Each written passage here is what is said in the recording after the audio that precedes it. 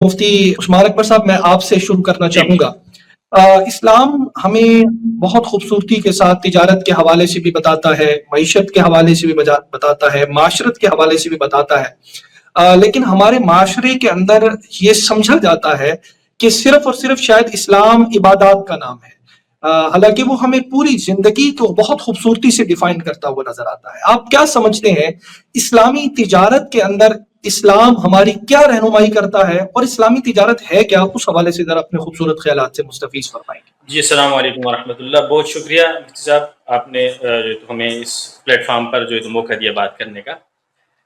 جیسا کہ آپ نے اپنی تمہیدی گفتگو میں فرمایا کہ تو ماں کی گود سے لے کر قبر تک تو اسلام ہمیں ایک مکمل ضابطۂ حیات دیتا ہے، بلکہ اس میں کسی نہ کسی درجے میں اضافہ کر دینا چاہیے کہ ماں کی گود سے پہلے بچہ پیٹ میں ہوتے اسلام کے احکامات، اس کی حفاظت کے حوالے سے مختلف جو اس کے ساتھ اس وقت جو حقوق جڑ رہے ہوتے ہیں، اسلام کے احکامات اس وقت سے اس کی طرف متوجہ ہو جاتے ہیں۔ تو اس وقت سے لے کر قبر اور قبر کے بعد کے احوال تک کے لیے اسلام کے اندر رہنمائی موجود ہے۔ یہ چیز جو ہمارے معاشرے میں آ چکی ہے کہ دین کا جو ایک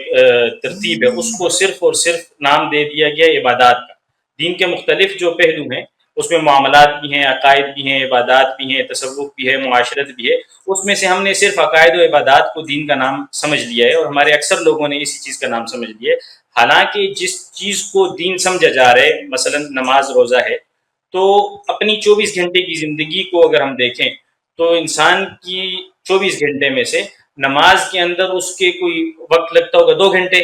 لگا دیے جائیں، تو اس کی عمومی جو 24 گھنٹے کی زندگی ہے اس میں سے 2 گھنٹے 4 گھنٹے صرف اور صرف اس دین پہ لگتے ہیں جس کو معاشرہ دین سمجھ رہا ہے، باقی ساری زندگی جو ہے تو اس کی دین سے ہٹ کر چل رہی ہے۔ تو یہی وجہ ہے کہ ہمارے ہاں اس قسم کی اصطلاحات چل رہی ہوتی ہیں کہ بھئی دین کا کام ہو رہا ہے، یعنی کہ نماز روزہ مدرسہ مسجد کا کام ہو رہا ہے، کاروبار اور تجارت اگر ہو رہی ہے تو اس کو دین کا کام نہیں سمجھا جاتا۔ جبکہ اگر اللہ پاک کے احکامات کے مطابق جو رہنمائی دین اسلام نے ہمیں دی ہے اس کے مطابق اگر کاروباری مصروفیات کو اختیار کیا جائے تو اس کو بھی عبادت کا درجہ دیا گیا ہے۔ اپنے بیوی بچوں کے لیے رزق حلال کی کمائی کو صدقہ اور تو عبادت کا درجہ دیا گیا ہے۔ اور نبی علیہ الصلوۃ والسلام نے حدیث میں ارشاد فرمایا کہ بھئی جو سچا اور امین امانت دار تاجر ہوگا قیامت کے دن وہ انبیاء صلحاء اور شہداء کے ساتھ اس کا حشر ہوگا۔ تو اس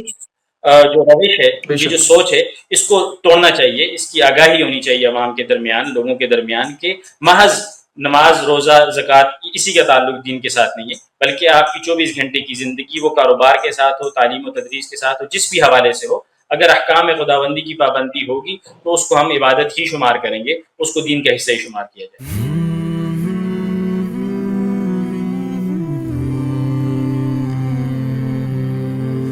رمضان المبارک کی پر نور ساعتوں میں دیکھیے درسقرآن.com کے یوٹیوب اور فیس بک پر ہلال رمضان، سوشل میڈیا پر سب سے قدیم اور سب سے ریلائبل برانڈ www.درسقرآن.com۔